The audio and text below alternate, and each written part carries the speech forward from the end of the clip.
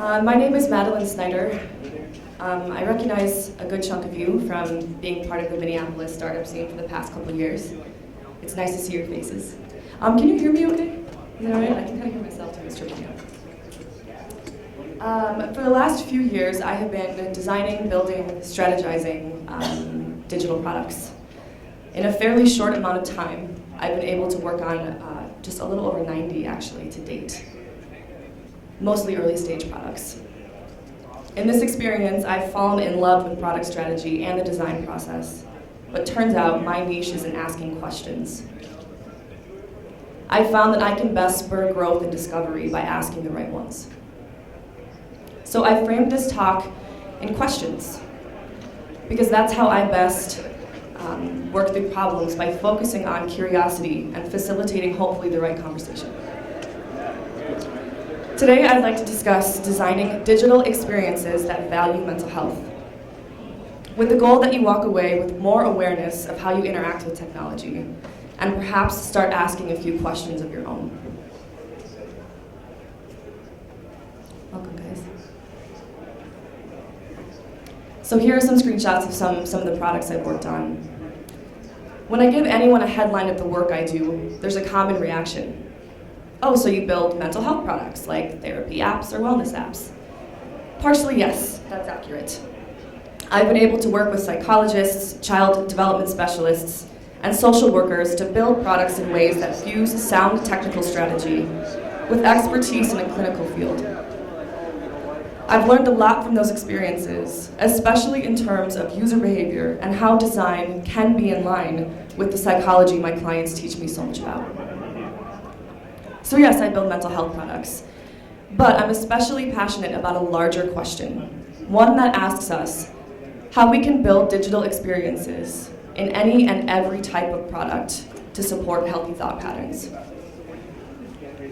Are there product design principles we can use universally that can make us happier and healthier as users?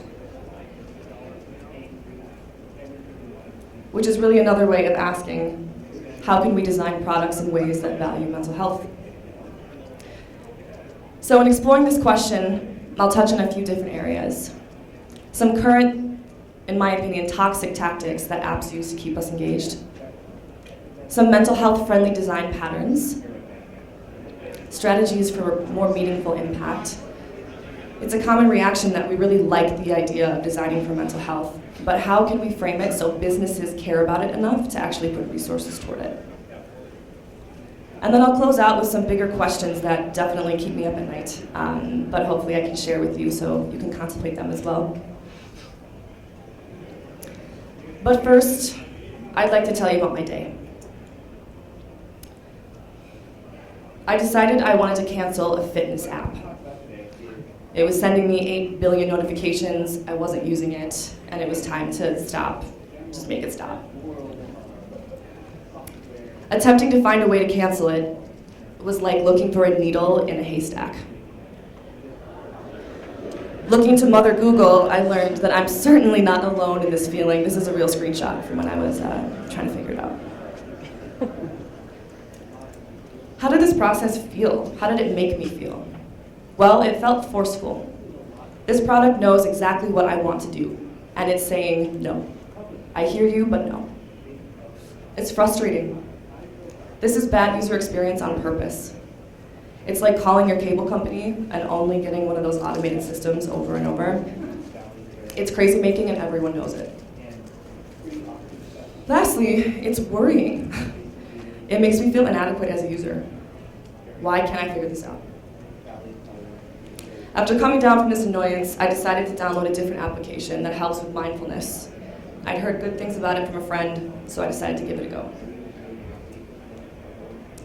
Upon onboarding to the application, a few things were happening. It was asking me questions that were fairly personal right off the bat. But larger than that, I had no idea where I was in the process. I felt out of control. Nowhere was it showing me my progress or telling me how my information was going to be used. This creates a sense that I have no claim for my time. Imagine if every meeting at work, you walked into it not having any idea how long it was going to be. You enter into an activity being convinced you need what it's offering you, but it's completely not on your terms. This would stress me out. It does stress me out, actually. The last part that hooks you is the anxiety of stopping. What happens to my data if I stop? Can I start again later? Is there going to be a paywall once I finish this process finally? Okay, so I made it through basic onboarding, but I got to the stage of setting up some of my preferences. Here is where I felt a bit trapped. I got to a screen where my options were continue with Facebook or import via contacts. If I wasn't so experienced in app design, I would not have known how to exit out of that current state. This employs a yes or yes tactic. It's like a never-ending game of would you rather with your phone, which is supposed to be helping you. Like I mentioned before, the data is also a bit worrying. Is it going to post to Facebook every time I meditate? Is it going to tell all my friends that I'm absolutely not meditating ever? All in all, this makes a user feel trapped. I went to the dentist the other day where until they were wrapping something around my tooth, did I realize that I was in the process of getting a root canal.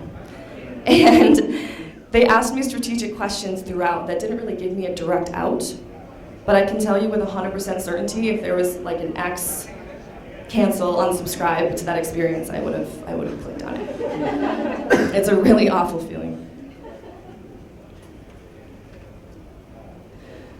So aside from me being a stress ball and essentially chugging CBD oil every time I open my iPhone, I'm so not alone in being affected by this. And there are lots of reasons why this matters. For example, in America, we spend about 3.5 hours a day on our phones on average. 1 in 4 people are suffering from some form of mental illness. We design for subsets of user behavior in people all the time. Why do we ignore this one? Perhaps because it doesn't offer an obvious financial incentive right off the bat. Is it still pure stigma preventing us from addressing it? Everyone has mental health to look after. We're still getting used to this idea, even I am.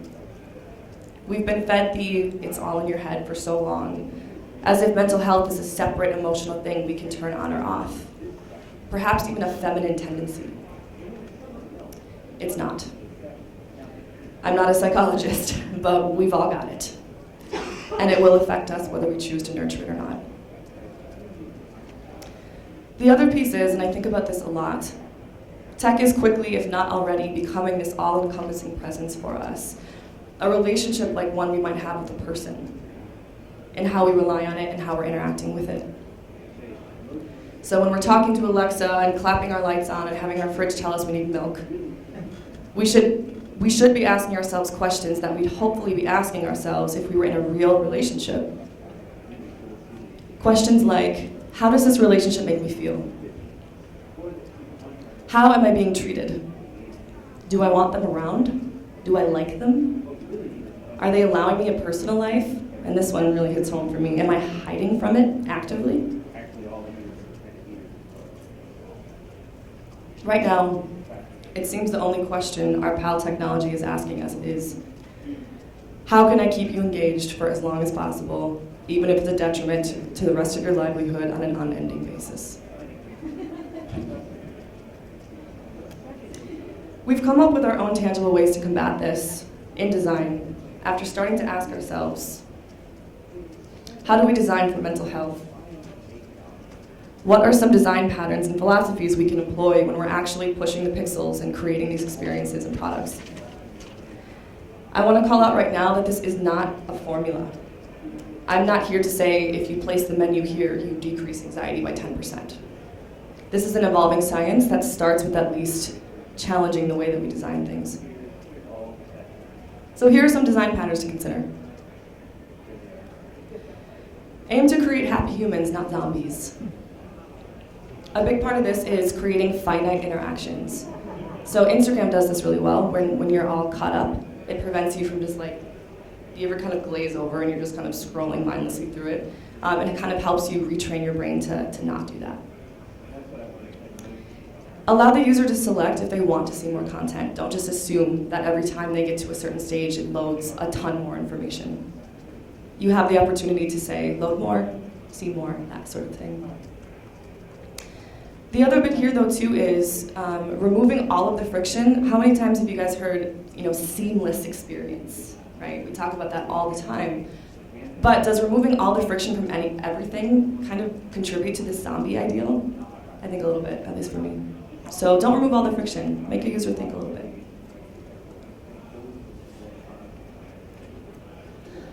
Let them go. My note here from my experience earlier, was respecting someone who wants to cancel. We all have experienced this. We know why it's so frustrating. Perhaps the app should be more focused on adding more value so that the user doesn't want to quit in the first place.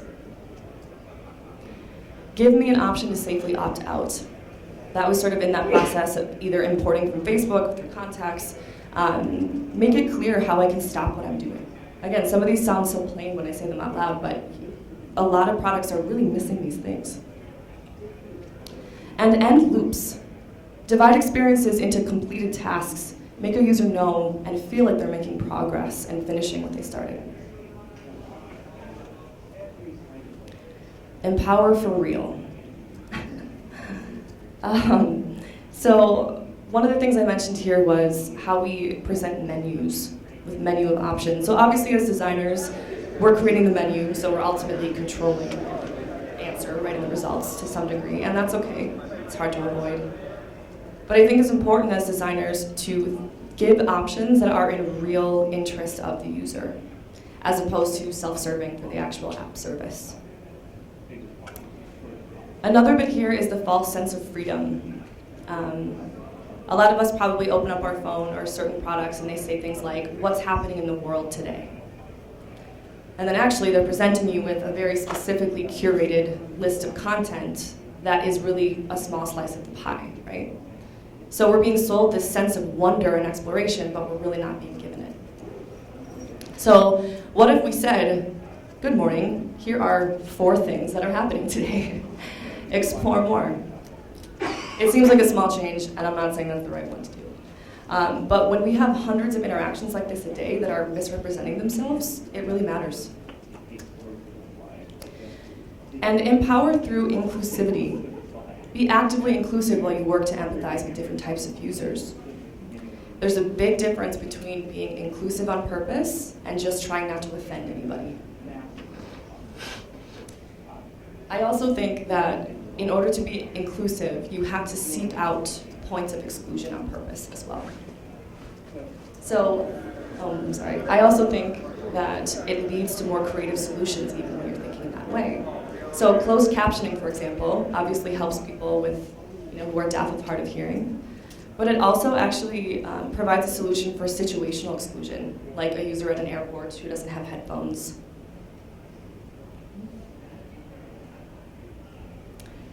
Respect time and personal agency. So notifications are not all the same urgency. Your design should reflect the level of urgency of a notification. Before I quit using Facebook, I remember getting like 90 of those little red dots that are so exciting for a second until they're all Candy Crush invites. Getting tagged in a photo or having a personal interaction is not the same as those things. You can design products that let us know things to pay attention to, things that we've told you matter to us as a user. Let me personalize my experience. So obviously, most products have settings and ability to change certain things about them. But I think in this bullet point, it's really highlighting let the things that are reasonable for a user want to do be really accessible. Don't make them look for it. Don't have it be buried under menu after menu. If I don't want notifications or my interaction shown in a certain way, I should be empowered to make that happen quickly. And the last one almost seems too obvious, but it is quite simple. Maximize the value of each interaction. Do not ask me something that you don't 100% need. And anything you need should be something that impacts me positively later. The last bit here is privacy. Obviously, there's a much larger conversation happening around this in the industry, but in terms of design, here's what I have to say. People have a right to their privacy. If we're collecting information from them, they have a right to know how we're applying it. They should be benefiting from it if we are taking it from them. We should not be asking for it if it's not meant to improve their experience in some way. Make it clear in your design how you plan to use their information. As many of us in the room who build technology, we know when this feels icky. We can be considerate of our users in first, building products that don't exploit what they're sharing, and second, letting them know they're safe through design cues.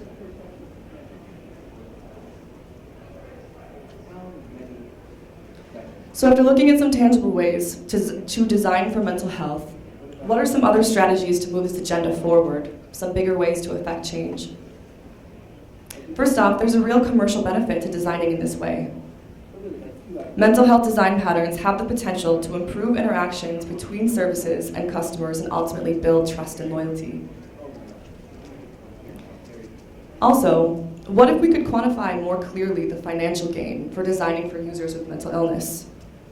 Whilst it feels a bit cold and detached, it could ultimately get us closer to building kind technology by showing commercial success because of humane design. Another idea here is influence thought leaders, right? Companies who have the resources to do this and influence others by making those choices. A good friend of mine sent me an article the other day about how Instagram is testing a new design that would actually hide your followers and your likes in order to reduce anxiety and depression in their users. This kind of move by a tycoon like Instagram will indeed influence how other established products keep up in trying to make similar choices. This one here, I think, is a really challenging one. But there is a very certain revenue framework that many apps are functioning within, right? They succeed because we're on them, because we're using them, by maximizing our time on the application. What if more digital services frame their interactions, frame their revenue models in a way that said, use me when you need me. When you don't need me anymore, move on. This is in line with ending the loop, having it be a finite interaction. I don't know the right answer to this at all. It's not so simple to change, and I realize that, but I think it's certainly something worth exploring as we build products. Additionally, assembling an expert network to push the right conversation forward is paramount in this particular subject. Right now, we're doing a pilot with this awesome psychologist from Yale, understanding more about how users improve, obviously on the product that we're building, but also how they're responding to design patterns. Excuse me, I lost my thought, sorry. To me, this type of learning is, combined with an expert in tech, an expert in tech and an expert in another field, is what makes technology really interesting, right? It's kind of what puts the power behind it. We need the right circle of experts contributing to this conversation. Experts in tech, mental health, child development, and even inclusivity. Since at the end of the day, designing for mental health also means we're working to build technology that doesn't isolate. The last bit I wrote here was keep breaking down the mental health stigma, right? And that starts with each interaction that we have. So being vulnerable, creating safe spaces with our friends, with the companies that we run, with the people that we love.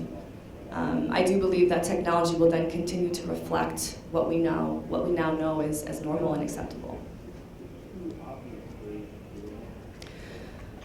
I'll let you go with the final question that I would be lying to say if I said didn't keep me up at night. I think about this a lot when we're working on products specifically related to therapy and addiction and those types of things, but also apps on the whole. Are apps really enough? Are we looking to apps because we're used to them? And is this really the best medium for what we're looking to accomplish? In particular, what is the best medium for mental health support? Should we be focusing on more compelling solutions? I think a lot of apps employ manipulative, toxic, and harmful tactics because they aren't adding value at their core. They have to trick us. And from where I stand, we're not holding ourselves at a high enough bar for what may add value as an application. This is very against the way I make money, but I'd implore us when we have a great idea for a product, to ask ourselves, does this need to be an app?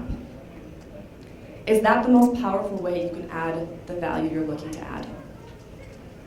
The answer may very well be yes, but let's at least try to put our idea through that filter first. I think it will result in smarter, less forceful, and more innovative technology. So I wanted to mention, aside from my own learnings, a couple other resources if you're interested in this. Sandra Case and Tristan Harris are both awesome thought leaders in sort of humans' relationship to technology. Designpatternsformentalhealth.org, that is a UK-based organization. They do a lot of work around the NHS, their health system, but it's still really great to look at. They actually have design libraries that you can pull from that practice some of the things we talked about. Excuse me. Yeah, these three will be a huge start in going down a pretty serious rabbit hole, so happy reading. And I wanted to end with some questions for you guys, if anyone's willing to add to the conversation.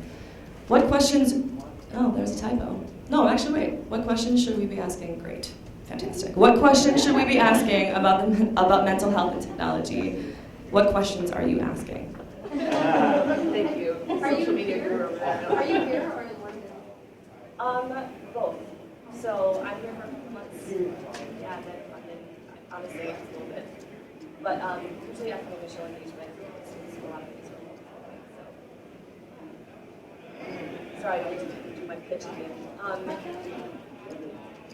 No, we want your Final slide that I forgot about. Another one at Cloud Studio. Thank you so much.